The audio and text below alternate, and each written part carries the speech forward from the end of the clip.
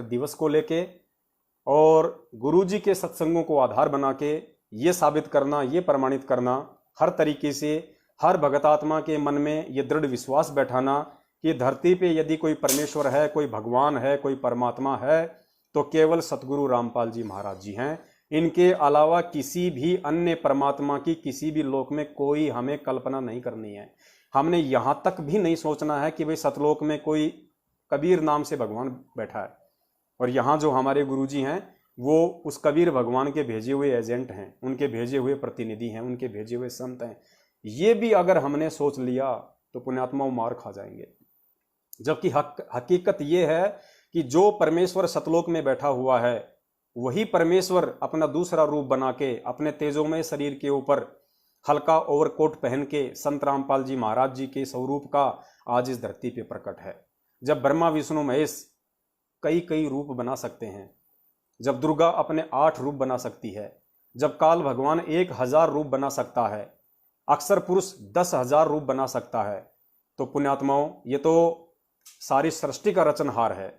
उन 1000 और 10,000 रूप बनाने वालों का भी उत्पत्ति करता है, तो ये तो अनंत रूप बना सकता है।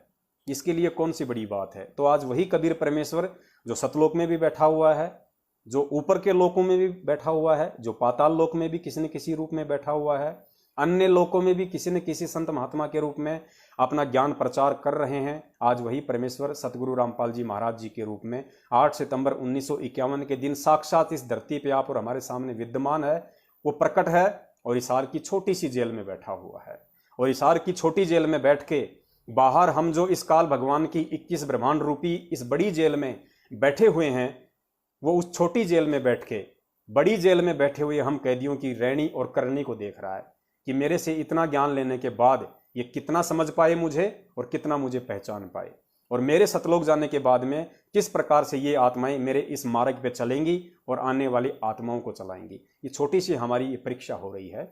और जो व्यक्ति अपने गुरु में परमेश्वर के दर्शन नहीं करता है, जो व्यक्ति गुरु और गोविंद 2 अलग अलग समझता है, वो व्यक्ति इस भक्ति मार्ग पे ये समझ लीजिए अभी उसका जन्म भी नहीं हुआ है, भले ही उसने गुरुदेव से नाम दीक्षा लिए हुए 20-25 वर्ष भी क्यों ना हो गए हों। तो आप और हमने सत्सेवकों ने तो विशेषकर ये गलती नहीं करनी है, बाकी लोग करते रहें तो उनकी अपनी मर्जी है। तो पुण्यात्माओं, जैसे कि जब हम ये मैसेज संगत में डालते हैं तो हमारे सतलोक आश्रम मैनेजमेंट हरियाणा वाले जो बड़े भाई हैं, जो काफ़ी वर्षों से गुरुजी की संगति कर रहे हैं, वो और उनके पीछे लगे हुए हमारे बहुत सारे मंदबुद्धि भाई बहन, सोशल मीडिया सेवादार जो हैं, उनके अन्य जो सेवादार हैं, वो खुद भी भ्रमित हैं, संगत को भी ये बरगलाते हैं कि भाई हम तो केवल वही करेंगे जो हमें गुरुदेव जी ने बताया है, हम कबीर प्रगट दिवस ही मनाएंगे, हम सतगुरु प्रगट दिवस नहीं मनाएंगे। तो पुण्यात्माओं, ऐसे मंदबुद्धि भाई बहनों के पीछे हमने नहीं चलना है, क्योंकि दास पहले अपने वीडियो में काफ़ी जिक्र कर चुका है। आज हमारा विषय थोड़ा अलग है, इसलिए दास थोड़ा शॉर्ट में चलेगा, वरना हमारा जो वीडियो है आज बहुत लंबा होने वाला है, वो पूरा नहीं हो पाएगा। पुण्यात्माओं, गुरुजी कभी नहीं कहेंगे कि बच्चों कबीर प्रगट दिवस मनाओ, गुरुजी कभी नहीं कहेंगे कि बच्चों तुम मेरा प्रगट दिवस मनाओ या सतगुरु प्रगट दिवस मनाओ। गुरुजी एक भगत के रोल में और उस कबीर परमात्मा की जानकारी देते हुए वेदों से, कुरानों से, पुराणों से, गीता जी से, वो अपने आप को कबीर जी से थोड़ा सा डिफरेंट दर्शा रहे हैं। क्योंकि गुरुजी अगर जब से वे सत्संग करने लगे, अगर वे डायरेक्ट ये बात कहने लग जाते कि बच्चों मैं ही कबीर हूं, मैं ही सतलोक से आया हूं, मैं ही वो परमपिता परमात्मा हूं जो तीनों लोकों में प्रवेश करके सबका भरण पोषण करता है, मैं ही अविनाशी कबीर हूं जो सतगुरु रूप में आया हूं, तो पुण्यात्माओं शायद आज आप और हम भी गुरुजी के उन वचनों पर यकीन नहीं करते कि ऐसे कैसे बोल रहे हैं। तो गुरुदेव ने एक भगत की भूमिका करते हुए, कबीर परमेश्वर होते हुए, अपने आप को कबीर जी से अलग दर्शाते हुए, और ये उनको ये समझाना पड़ा आप और हम मंदबुद्धियों को समझाने के लिए, दुनिया वालों को समझाने के लिए। और जो कबीर शब्द जो वेदों में है, जो कबीर जी की जो फोटो लोगों ने जो बना रखी है अपने मनमुखी विचारों से, दाढ़ी मूछ वाली, उस फोटो का सहारा और वेदों में जो परमेश्वर का नाम है कबीर, उस नाम का सहारा गुरुजी के लिए लेना चाहे जरूरी समझ लो चाहे मजबूरी समझ लो, क्योंकि उस नाम और फोटो का सहारा लिए बिना आप और हम भी नहीं समझ सकते थे कि भाई कौन कबीर, कौन कबीर भगवान। तो गुरुजी ने आप और हम मंदबुद्धियों की आंखें खोलने के लिए अपने आप को कबीर होते हुए भी छुपाना पड़ता है। और जो भगत भाई बहन ये कहते हैं कि हम तो गुरुजी के अनुसार ही चलेंगे, जैसा हमें गुरुजी कहेंगे हम तो वही करेंगे, तो उन भगत भाई बहनों से मेरी विनती है, मेरा निवेदन है कि भाई अगर ऐसा है तो जब गुरुजी सत्संगों में, क्योंकि आप सभी आत्माओं ने देखा होगा गुरुजी जब सत्संग करते थे तो बीच बीच में बोलते थे बोलो कबीर भगवान की जय। तो संगत क्या बोलती थी? संगत ये नहीं बोलती थी बोलो कबीर भगवान की जय, संगत बोलती थी बंदी छोड़ सतगुरु रामपाल जी महाराज की जय। एक बार सुन लीजिए। बोलो कबीर परमेश्वर जी की जय हो। डिस्कनेक्ट हो गया। बोलो कबीर परमेश्वर जी की जय हो।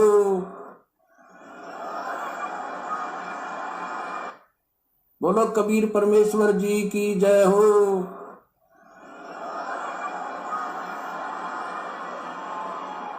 गुरुजी बोल रहे हैं बोलो कबीर परमेश्वर जी की जय हो, संगत बोल रही है बंदी छोड़ सतगुरु रामपाल जी महाराज जी की जय हो।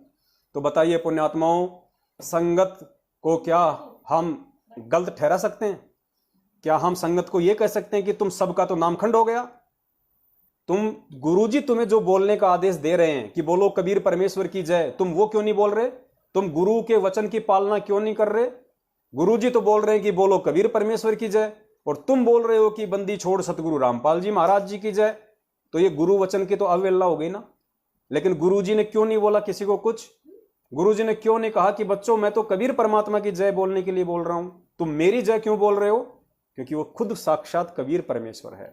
और उन्हें इस बात की उस समय बड़ी खुशी होती है कि जब उसके बच्चे पहचान लेते हैं कि हाँ वास्तव में आज स्वयं सतगुरु रामपाल जी महाराज जी ही हमारे कबीर परमेश्वर हैं। तो ठीक इसी प्रकार पुण्यात्माओं, जब गुरुजी मान लीजिए आश्रम में हम जैसे मंदबुद्धियों को समझाने के लिए और इस भक्ति मार्ग के विधान अनुसार एक आम व्यक्ति, आम संत, आम भगत की भूमिका में अगर कबीर प्रकट दिवस मना रहे हैं, और जब गुरुजी कबीर प्रकट दिवस मना रहे हैं और उनके सत्सेवक बच्चे यदि सतगुरु प्रकट दिवस मना रहे हैं, तो इसमें फिर आप लोगों को आपत्ति क्या है? आप लोगों को दिक्कत क्या है? जब गुरुजी कबीर जी की जय बोल रहे हैं, संगत गुरुजी की जय बोल रही है, जब गुरुजी को दिक्कत नहीं है, तो जब गुरुजी कबीर प्रकट दिवस मना रहे हैं और हम सत्सेवक उनका सतगुरु प्रकट दिवस मना रहे हैं, तो भाई आप लोगों को आपत्ति क्या है? दिक्कत क्या है? आप लोगों को टेंशन किस बात की हो रही है? संगत समझ रही है, संगत धीरे धीरे काल प्रेरित सतलोक आश्रम मैनेजमेंट हरियाणा के मनवश कुकर्मों से दूर हट रही है, इसलिए टेंशन हो रही है।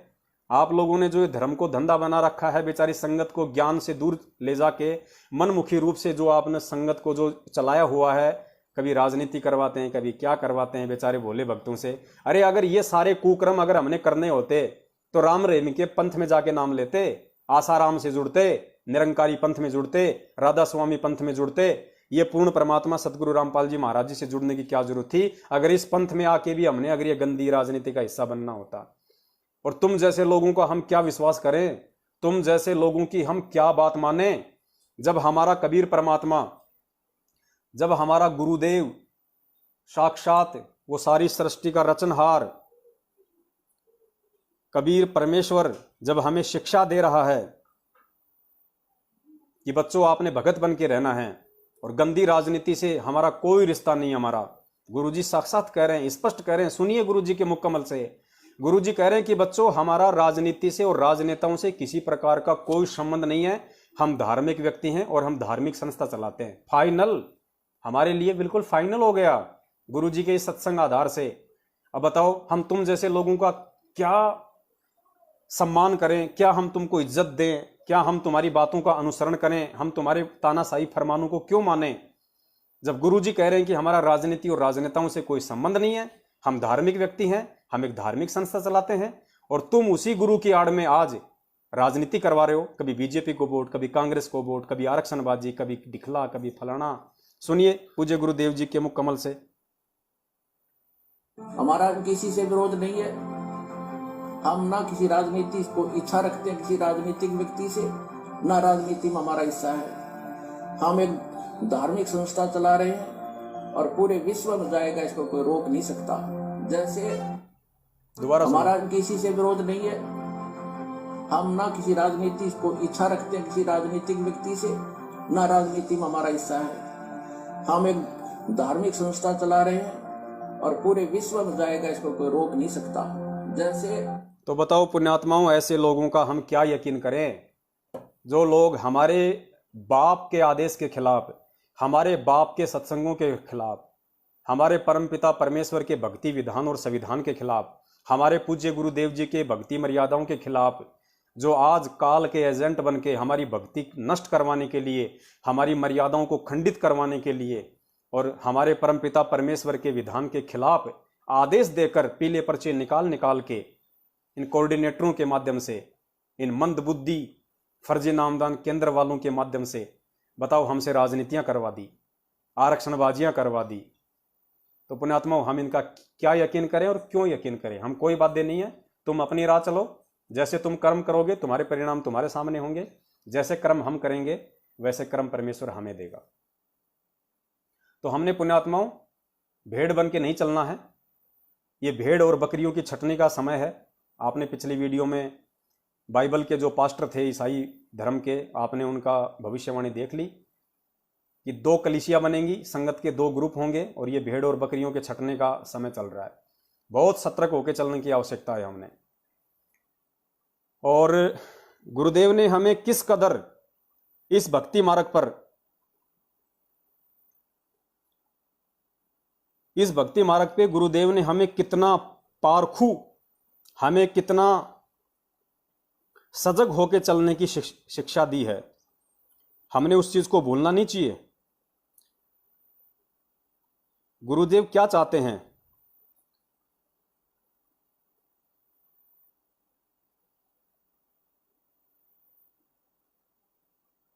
दास एक छोटा सा वीडियो निकाल रहा है पूज्य गुरुदेव जी का, जिसमें गुरुदेव जी कह रहे हैं कि बच्चों कोई भी व्यवसाय करो, उस व्यवसाय में जब तक आप मास्टर नहीं बनेंगे, जब तक आप विद्वान नहीं बनेंगे, तब तक आपको कोई भी भ्रमित कर देगा। और गुरुजी कह रहे हैं कि मेरा मकसद केवल तुम्हें पारखी बनाना है, तुम्हें विद्वान बनाना है, ताकि कोई भी व्यक्ति तुम्हें ठग ना सके। एक सेकंड पुण्यात्माओं, बहुत सारे वीडियो हैं तो निकालने में थोड़ी सी दिक्कत हो जाती है।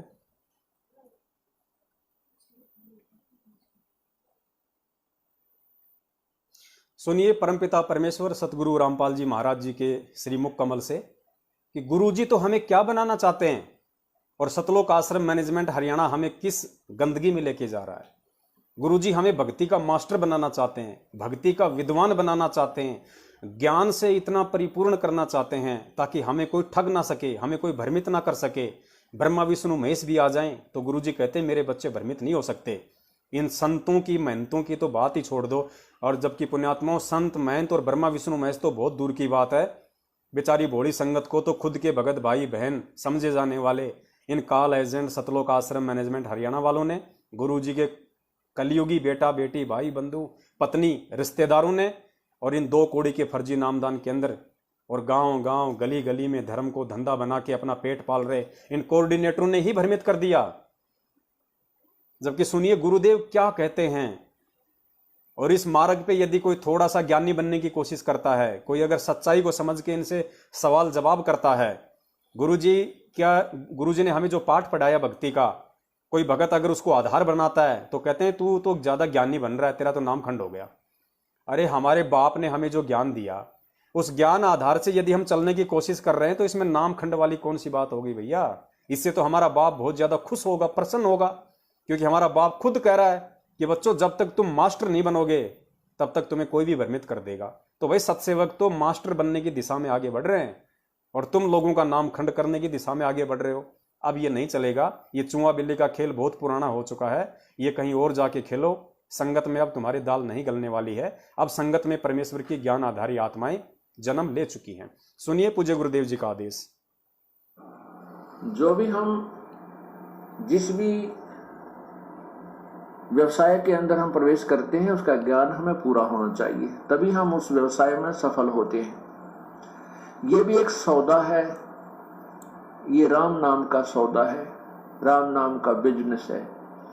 इस बिजनेस के विषय में आप पूर्ण रूप से मास्टर हो जाइए, फिर देखना इसमें कितना आनंद आता है। जब तक आप इसके मास्टर नहीं होते, आपको ज्ञान नहीं होता, तो आपको कोई भी विचलित कर सकता है। दास का उद्देश्य यही रहा है कि मैं आपको ऐसे रंग में रंग दूं, आपको वो तत्व ज्ञान करा दूं कि छोटे छोटे बच्चे भी यहाँ के ब्रह्मा विष्णु महेश से भी विचलित नहीं हो पाएंगे।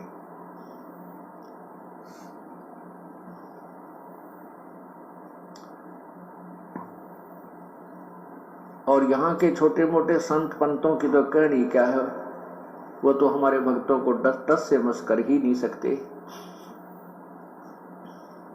तो उसके लिए आपका आवश्यक है कि आप अधिक से अधिक क्लास अटेंड करो,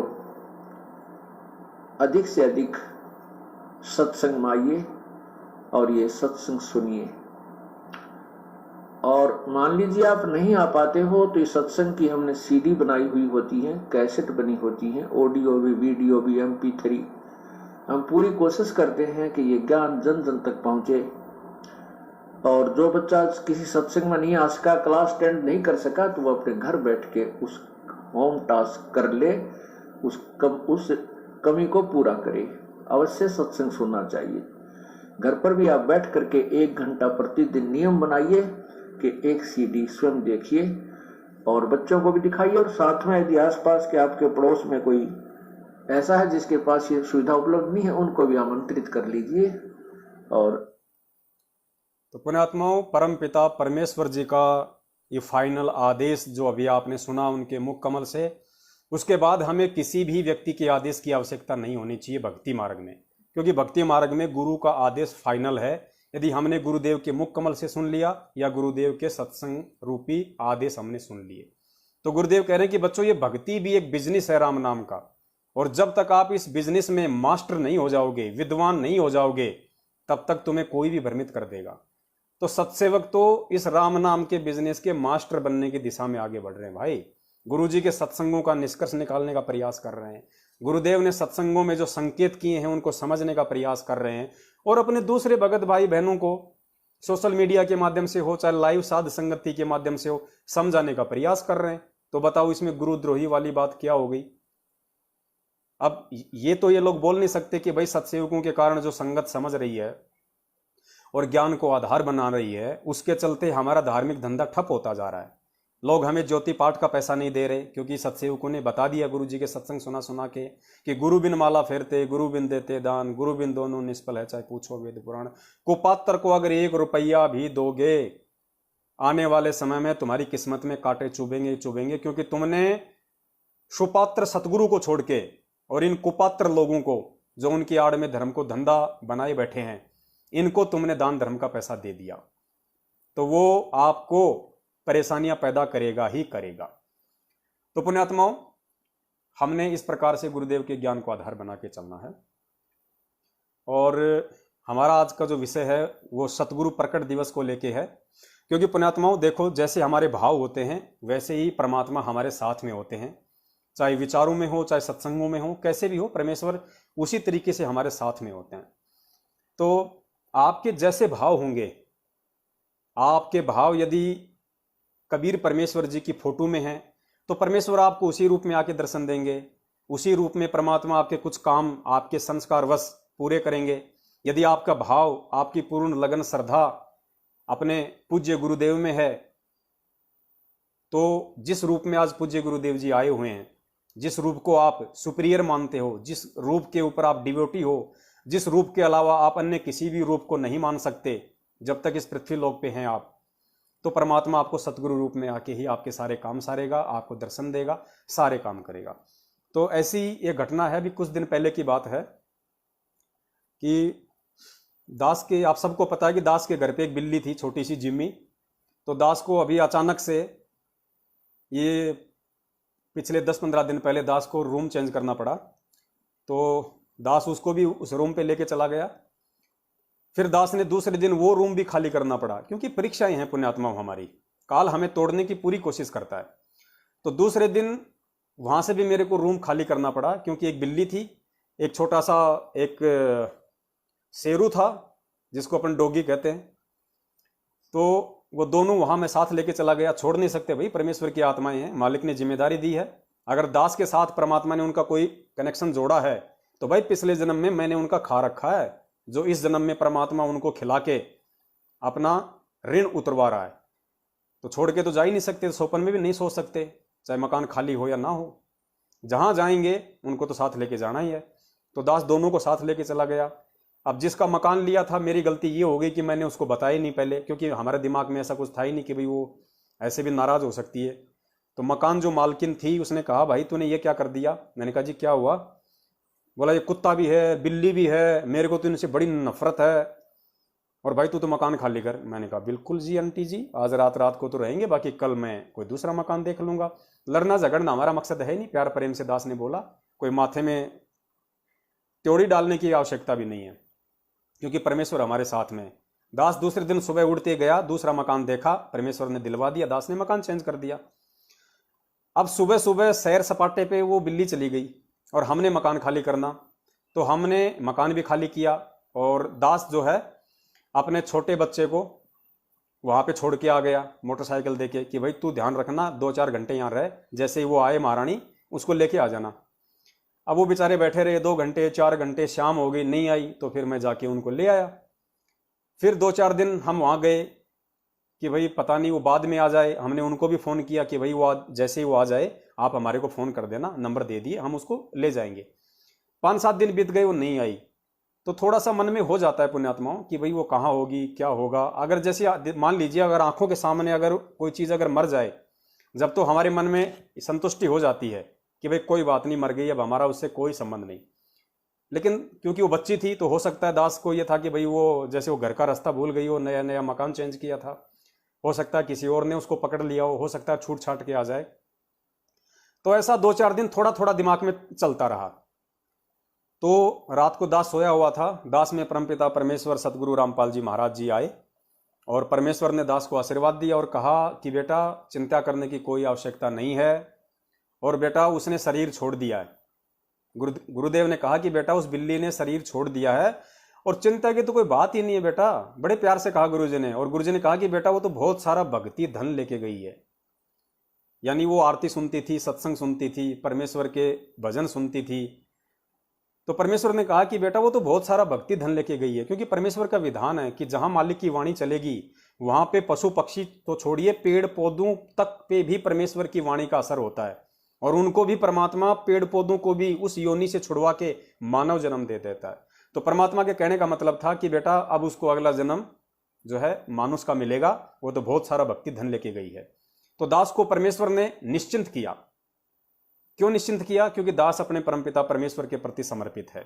मैं कबीर जी की फोटो के प्रति डिवोटी नहीं हूं। ऐसी तो ना जाने लाखों करोड़ों फोटोएं उस परमात्मा ने बनवा बनवा के छोड़ रखी है। पता नहीं कितने युगों से हम यहां फंसे पड़े हैं, कितने युगों से परमात्मा यहां आता है बार बार भेष बदल बदल के, और लोग फिर उस परमात्मा से नाम लेते हैं। तो अगर ये पिछली पीढ़ी होती है तो परमात्मा की फोटो खींच लेते हैं, नहीं होती है तो हाथों से चित्र बना लेते हैं। तो ऐसे चित्र तो पता नहीं लाखों करोड़ों हैं उस परमात्मा के। हम किस किस चित्र को हम मानेंगे, किस किस चित्र की हम पूजा करेंगे? हमारे लिए तो वो चित्र, वो साक्षात सतगुरु रूप में आया हुआ परमात्मा महत्वपूर्ण है, जो आज हमारे सतगुरु के रूप में है। तो दास तो अपने घर में भी जो कबीर जी की फोटोएं हैं उनको नहीं रखता है, केवल परमपिता परमेश्वर सतगुरु रामपाल जी महाराज जी की ही रखता है, क्योंकि आत्मा का एक पति हो सकता, 2 नहीं हो सकते। और जिसकी 2 में आस्था है वो नरक में जाएगा। ये मालिक का विधान है कि गुरु गोविंद 2 नहीं भाई, 2 समझे वो 2 जग जाही। तो फिर उसके बाद में दास उसी सौपन में थोड़ा आगे चला जाता है। गरीबदास जी महाराज जी कहीं पे बैठे हुए थे, गरीबदास जी महाराज जी बैठे हुए थे। दास भी वहां जाके उनके बराबर में जाके थोड़ा जो है बैठ गया। दास ने उनको कोई दंडवत प्रणाम नहीं किया, गरीबदास जी महाराज जी को सिर्फ उनको प्रणाम किया हाथ जोड़ के, और दास जहां वो बैठे हुए थे उनसे नीचे दास बैठ गया। और दास को गुरुजी के जो है मतलब दर्शनों की प्यास थी, तो दास जोर जोर से वहां पे जो है मतलब रोने लग गया कि भाई मेरे परमात्मा कब आएंगे, मेरे गुरुदेव कब आएंगे। दास सौपन में रो रहा है। तो गरीबदास जी महाराज जी ने कहा कि बेटा मैं भी तो परमात्मा हूं। देखो पुण्यात्माओं, ये परीक्षा होती है हमारी। गरीबदास जी महाराज जी ने कहा कि बेटा मैं भी तो परमात्मा हूं। तो दास ने दो टूक जवाब दिया तुरंत सौपन में कि जी आप परमात्मा हो सकते हैं, लेकिन आप मेरे परमात्मा नहीं हैं। मेरे परमात्मा तो बंदी छोड़ सतगुरु रामपाल जी महाराज जी हैं। और मैं रोके उनसे कहने लगा कि मेरे परमात्मा कब आ रहे हैं, मेरे गुरुजी कब आ रहे हैं। तो फिर उन्होंने कहा कि देख बेटा वो आ गए तेरे गुरुजी। तो पुण्यात्माओं, हमारे जब इतने भाव हमारे गुरु में होंगे, हमारे परमेश्वर में होंगे, क्योंकि हमारी रिहर्सल हो रही है, ये हमारा अभ्यास हो रहा है। गुरुजी कहते हैं बच्चों जब तक तुम इस शरीर में रहोगे तुम्हारी भक्ति का अभ्यास हो रहा है, तुम्हारी रिहर्सल हो रही है, वरना तुम त्रिकुटी पे जाके धोखा खा जाओगे, वहां जाके धोखा खा जाओगे अगर तुमने गुरु और परमात्मा को दो रूप में देख लिया। तो दास तो केवल एक ही रूप देखता है, एक ही रूप जानता है, एक ही रूप पहचानता है। कबीर जी का रूप दास नहीं जानता, नहीं पहचानता। जो आज जिस रूप में वो कबीर परमात्मा आया है, मेरे लिए वही रूप मान्य है और वही मान्य होगा अंतिम श्वास तक। तो अब जो 24 जून को जो कबीर प्रकट दिवस है, तो पुण्यात्माओं हमने बहुत सावधान रहना है। हम बहुत गलतियां कर चुके हैं। 650 साल पहले भी हमने यही गलती की थी कि हम गुरु को परमेश्वर नहीं मान पाए। और गुरुदेव ने नित्य नियम में कितने अच्छे से हमें वाणियों के माध्यम से समझा रखा है। हमारा नित्य नियम पे जो एपिसोड जो चला था, एक ही एपिसोड चला हमारा नित्य नियम के ऊपर, उसके बाद बीच में और बहुत सारी जो है ये मैसेज आ गए। तो परमेश्वर ने दास को प्रेरणा की, तो दास दूसरे विषय पे आ गया। बाकी आगे से हम वापस नित्य नियम के ऊपर आएंगे मालिक की दया से। तो नित्य नियम में देखिए कितनी वाणियां परमेश्वर ने हमें समझाई हैं कि सतगुरु पूर्ण ब्रह्म है, सतगुरु आप अलेख, सतगुरु रमता राम है, याम में मीन न मेख। स्पष्ट हो गया, कुछ बाकी नहीं बचा इस वाणी के अलावा कि सतगुरु रूप में धरती पे कौन है। सतगुरु पूर्ण ब्रह्म है। अब पूर्ण ब्रह्म कौन है? जिसको तुम कबीर कहते हो, जिसकी दाढ़ी मूंछ वाली फोटो को तुम कबीर भगवान कहते हो। तो वाणी क्या कह रही है कि सतगुरु पूर्ण ब्रह्म है। वो पूर्ण ब्रह्म, वो कबीर तेरा सतगुरु ही है। और सतगुरु आप अलेख, अलेख जिसको लोग निरंकार कहते हैं, जो दिखाई नहीं देता, वो जो अलेख जो परमात्मा है। इसका दूसरा मतलब यह है कि जिसकी जो गति को लखा ना जा सके, जिसकी महिमा का कोई वारन पार कोई जान ना सके, पहचान ना सके, वो परमात्मा भी तेरा सतगुरु है।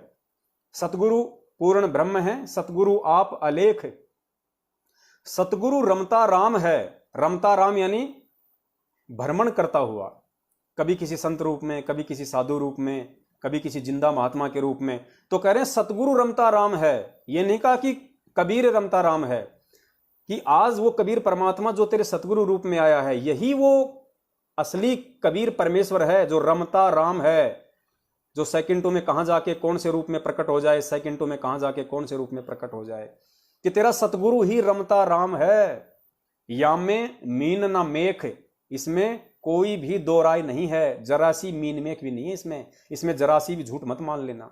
तो बताओ बाकी क्या रह गया?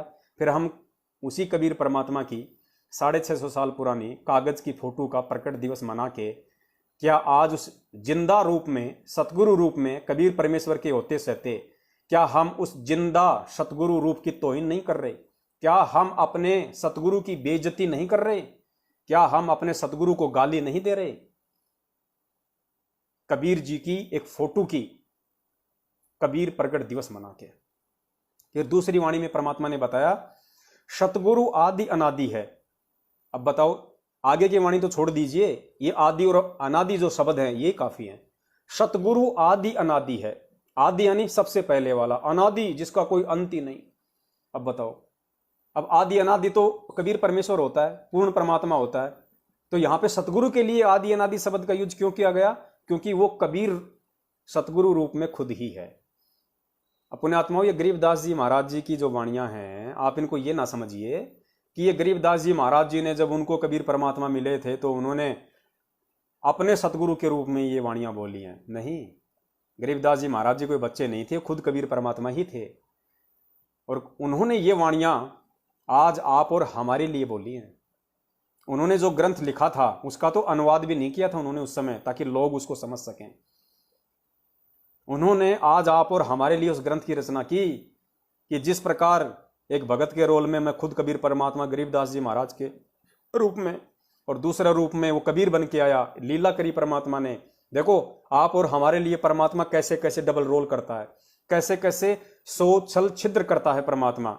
आप और हमारे लिए किए परमात्मा ने सारे रोल, ये सारे एग्जाम्पल, सारे उदाहरण आज इस बिचली पीढ़ी में उत्पन्न आप और हम आत्माओं को समझाने के लिए, दृढ़ करने के लिए कि भाई देखो, जब गरीबदास जी महाराज जी को कबीर परमात्मा सतगुरु रूप में मिले तो गरीबदास जी महाराज जी ने सतगुरु रूप की महिमा का ही वर्णन किया। गरीबदास जी महाराज जी ने कबीर नाम से उनकी महिमा का वर्णन नहीं किया। गरीब अलल पंख अनुराग है, सुन मंडल रहे थीर, दास गरीब उधारिया, मुझे सतगुरु मिले कबीर। बताओ, सतगुरु मिले कबीर, यानी वो कबीर परमात्मा ही सतगुरु के रूप में मुझे मिले। तो ये सारी वाणियां आज आप और हमारे हृदय में ये विश्वास पैदा करने के लिए, ये दृढ़ता पैदा करने के लिए कि भाई आज जो तेरा सतगुरु बन के आया हुआ है वो कोई और नहीं है, वो ही है जो गरीबदास जी महाराज जी का सतगुरु बन के आया था। वो खुद कबीर परमेश्वर ही है। और कबीर परमेश्वर के धरती पे सतगुरु रूप में रहते सहते अगर कोई कबीर जी की फोटो का प्रकट दिवस मनाएगा तो समझिए वो अभी भक्ति में ड्रामा कर रहा है, अपनी अज्ञानता के चलते, अपनी नासमझी के चलते। सतगुरु आदि अनादि है, सतगुरु मध्य है मूल, यानी बीच बीच में भी वो परमात्मा ही आता रहता है हर रूप में। आदि अनादि तो है ही परमात्मा, मध्य है मूल, बीच में भी वो परमात्मा ही भक्ति के कारण यहाँ पे आता रहता है कि गोता मारूं स्वर्ग में, जा बैठूं पाताल, गरीब दास ढूंढता फिरूं अपने हीरे मोती लाल। तो सतगुरु आदि अनादि है, सतगुरु मध्य है मूल, और सतगुरु को सिजदा करूं यानी दंडवत करूं, सतगुरु को दंडवत करूं एक पलक नहीं भूल, कि अपने सतगुरु के अलावा मैं अन्य में कोई आस्था, कोई ध्यान नहीं लगाऊंगा। सतगुरु को सिजदा करूं एक पलक नहीं भूल।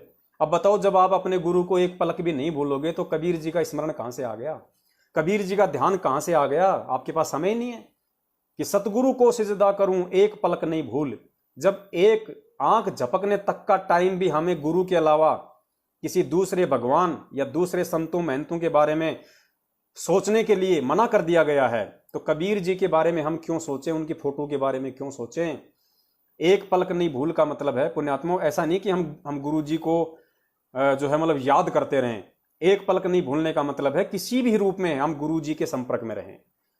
जैसे हम कहीं भी बैठे हैं तो हम अपने गुरुदेव की चर्चा करें, तीनों टाइम की हम आरती करते हैं तो हम उस परमात्मा को याद करते हैं, मंत्र करने लग जाते हैं, कोई पुस्तक पढ़ने लग जाते हैं, या बाकी समय में अपना काम धंधा करने लग जाते हैं, ये सोच के कि हे परमेश्वर, दास आपकी नौकरी कर रहा है।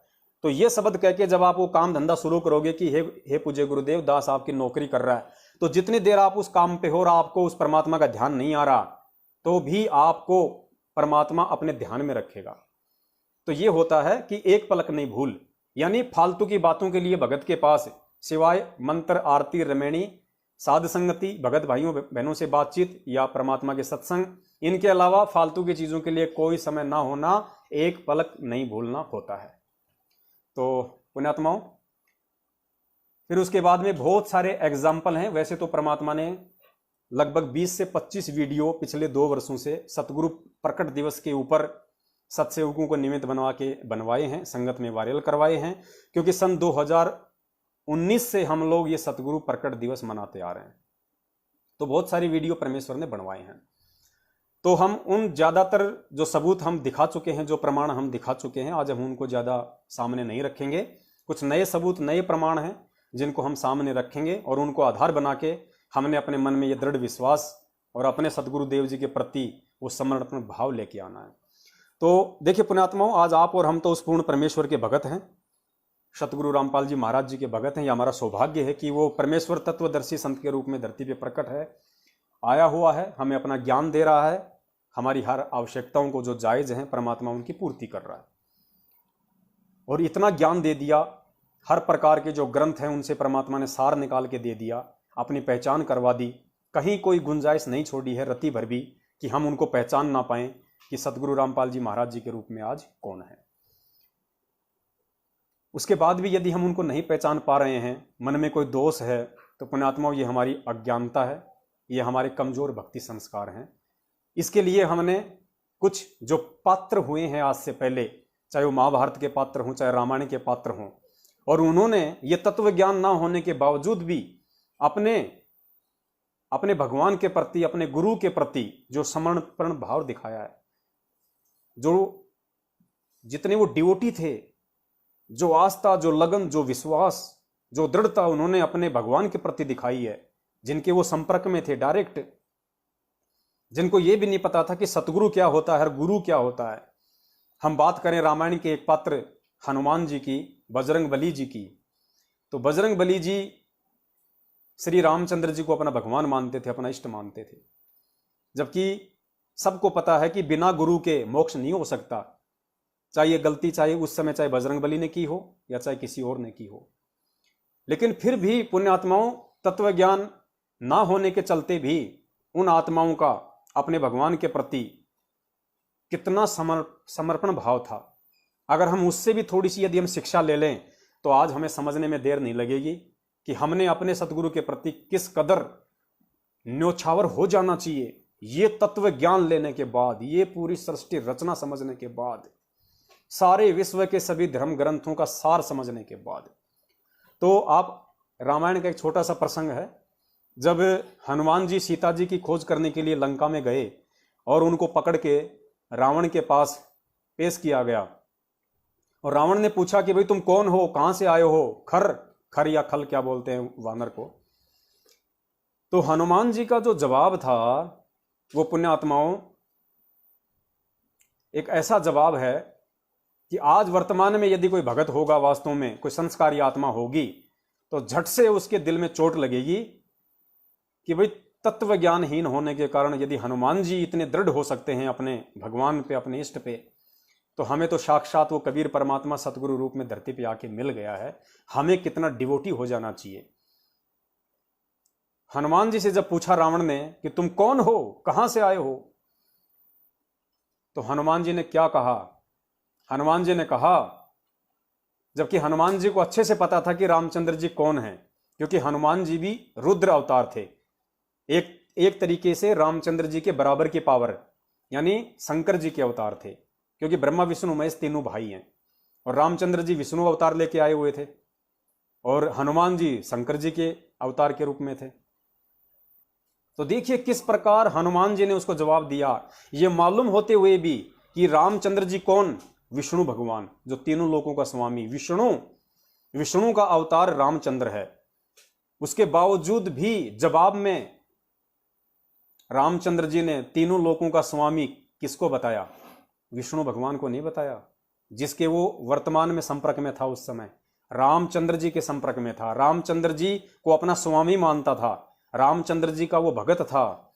उसने रामचंद्र जी के लिए कहा कि मैं तीनों लोकों के स्वामी, जबकि रामचंद्र जी तीनों लोकों के स्वामी तो छोड़िए, पूरी पृथ्वी के स्वामी भी नहीं थे उस समय। उस समय रामचंद्र जी का जब वो आए थे त्रेता युग में, पूरी पृथ्वी पे भी उनका शासन नहीं था, तीनों लोग तो बहुत दूर की बात है, लेकिन अपने इष्ट के प्रति इस कदर वो समर्पित थे कि तीनों लोकों के स्वामी विष्णु होने के बावजूद उन्होंने विष्णु को तीनों लोकों का स्वामी नहीं कहा। उन्होंने कहा कि मैं तीनों लोकों के स्वामी अमित तेजस्वी श्री रामचंद्र का दूत हूं। अपने आत्मा सुनना इसको। प्राणी भी रावण को गुरु की भांति शिक्षा देंगे। अच्छी शिक्षा कहीं से भी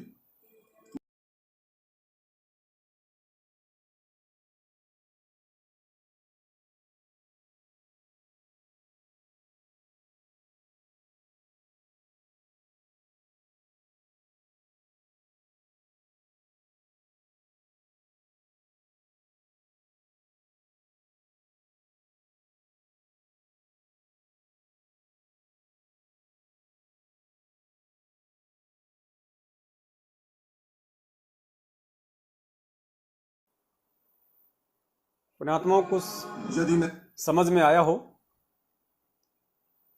हनुमान जी ने क्या जवाब दिया कि मैं वायु देवता का औरस पुत्र हनुमान हूं,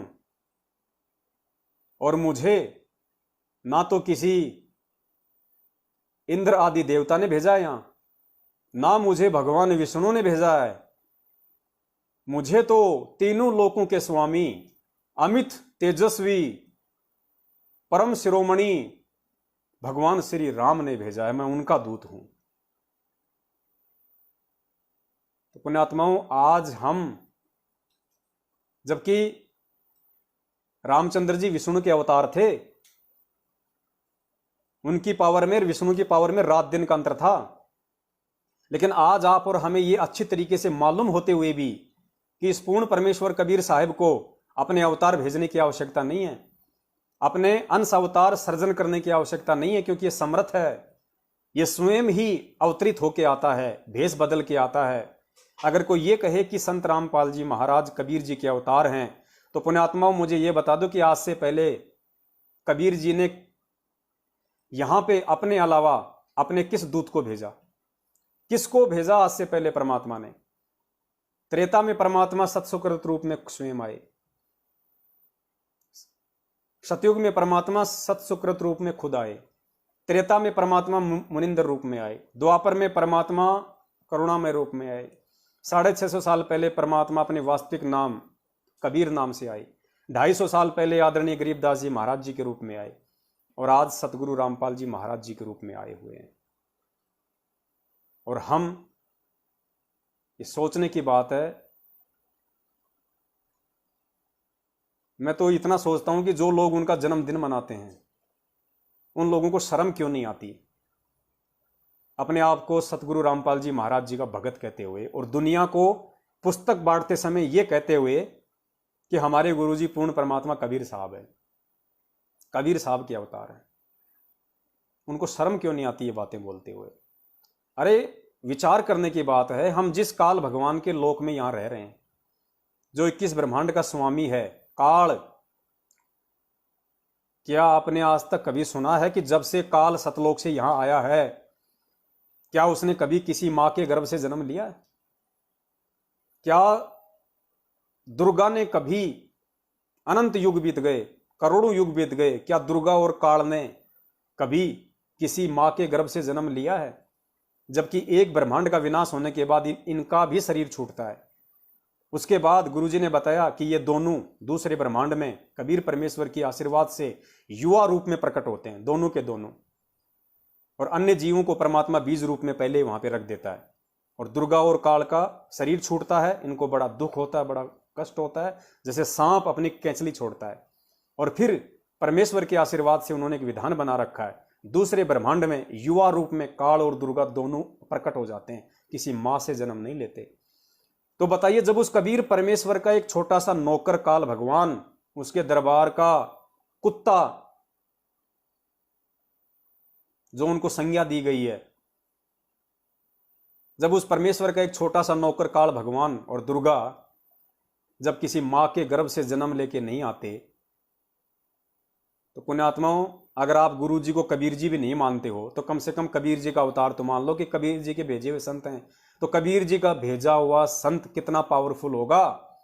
क्या वो मां के पेट से जन्म लेके आएगा? क्या वो मां के गर्भ से आएगा?